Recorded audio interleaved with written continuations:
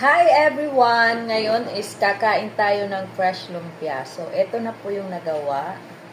Nagawa ni ate. Ang gagawin na lang natin is lalagyan natin siya ng sauce. Look at this. So, yummy. Ito po yung napakaraming sauce namin. Ay, ang bango. Yan. Sharon. Dadamihan natin ng sauce para masarap. At mayroon na po yung peanut. Lagyan pa natin ng guys, tingnan nyo. Diba? Apakasarap niyan. Ngayon, ang gagawin natin is titikman na natin. Let's have a try.